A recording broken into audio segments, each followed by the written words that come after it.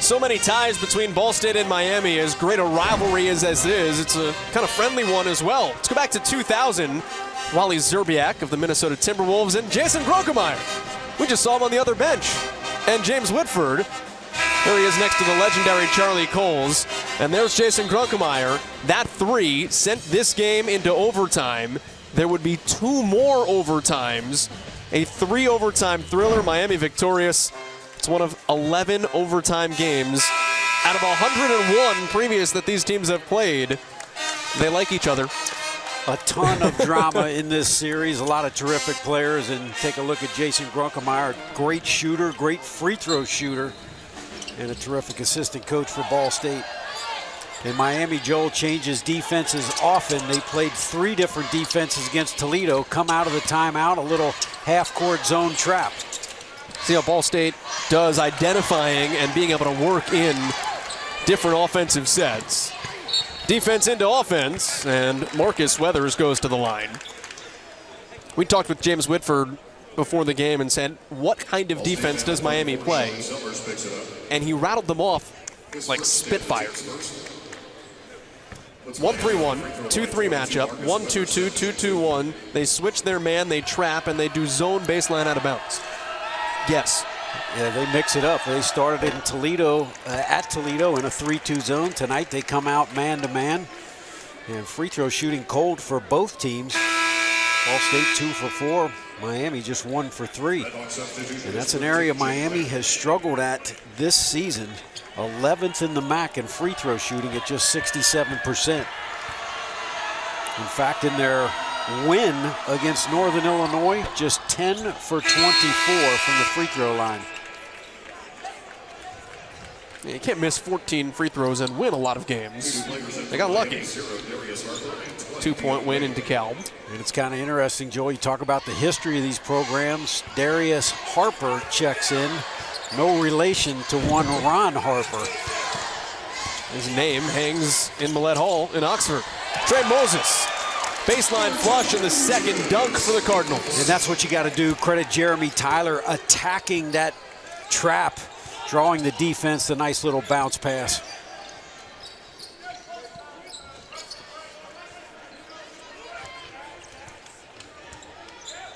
Redhawks 2 for their first 5 from the floor. Have yet to get Michael Weathers going at the top of the key. Persons marking him and turning him over. Jeremy Tyler. Boy, he saw the fireworks. Miami gets bailed out. Almost the over-athleticism of Tyler. And Joel, it's unbelievable. In pregame, literally, he probably dunked about 7 in a row that exact way, jumping off of 2 feet. Second chance for Tyler. It's a layup. Back to the old fundamentals for Jeremy Tyler. You know, the great thing about that, though, Coach Whitford was not upset that he missed the dunk. He was simply imploring Jeremy to get back on defense. 5 turnovers for Miami. Ball State capitalizing, now a 4-point lead. 6 minutes in. And early on, the thing you've got to say is the terrific defense. And talk about defense, Moses there, but Taylor Persons has done the job early on Michael Weathers. They get the charge on Darius Harper. Probably the biggest guy in the post in this conference. Just south of 300 pounds between him and Big Dog Johnson at Akron. Well, I tell you, 6'8", 295. Joel, one of the recruiting services had him as a top 50 offensive tackle.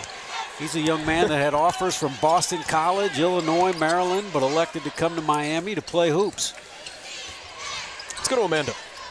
Well, James Whitford had told me that in practice, they've really been focusing on adjusting to all the different defenses Miami has. He said it's all about taking care of the ball, telling me they've prepared in practice by going through drills that force the guys to make the right reads. And by doing that, he said hopefully they're going to turn over the ball less. But so far, we've seen a lot of fast breaking by Ball State with Miami turning over the ball. See if the Cardinals get out and run here, try to beat different defenses down the floor. That is one strategy. Well, it is, and particularly when you have bigs like Franco House that'll run the floor and reward you. They get the block on Haruna. That's the second on the Miami junior. Cardinals asking to count the bucket. They've not yet put it on the scoreboard. And now they'll count it. Yeah, great entry. Haruna just a step late. You know, they didn't point to the restricted arc. He was inside of it, and that's an important foul, Joel. Haruna is Miami's best defensive player. So him exiting the game right now, typically he's charged with guarding Ball State's best perimeter player. Not only that, he leads the team in plus minus. So when he's on the floor, statistically speaking, that's the best Miami team you get. And he'll be on the bench unless Miami rolls the dice for the next 13 and a half.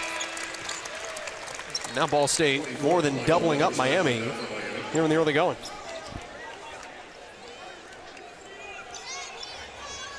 Logan McLean back in. Coming off a 25-point performance. Career high for McLean last time out against Toledo.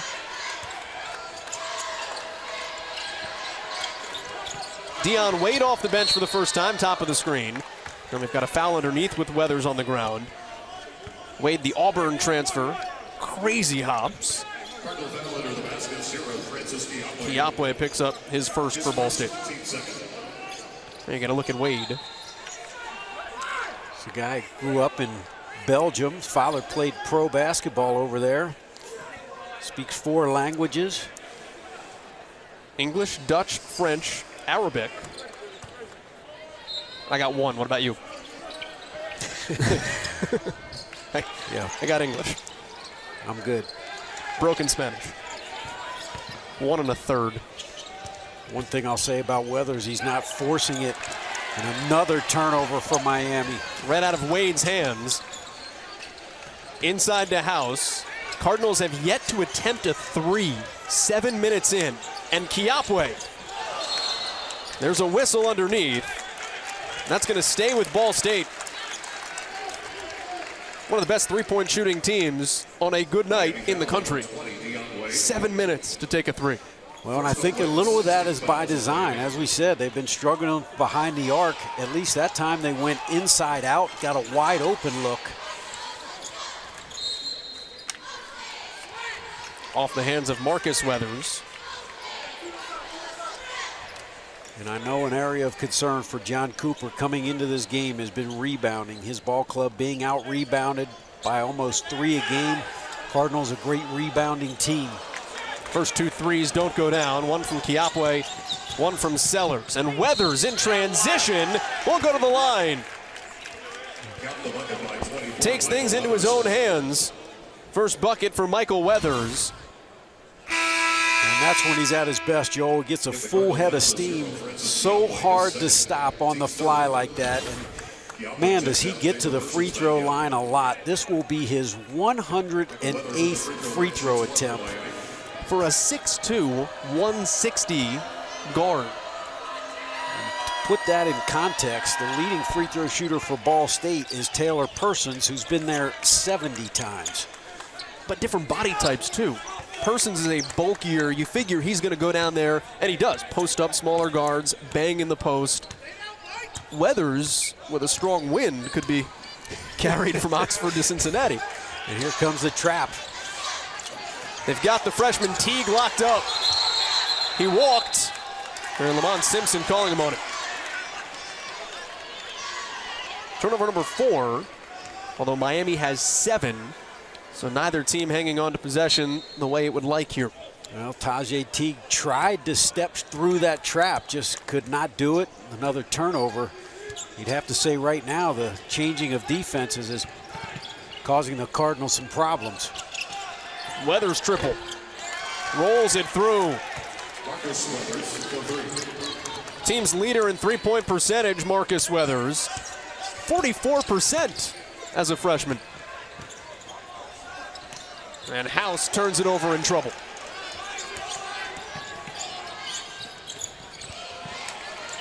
Eighth Miami turnover. 6th Ball State turnover. Put back dunk, Weathers missed it. And a foul underneath. But Weathers is down underneath the bucket. And the Miami Athletic trainers will tend to him. Ball State leading by 1. Weathers connecting from deep.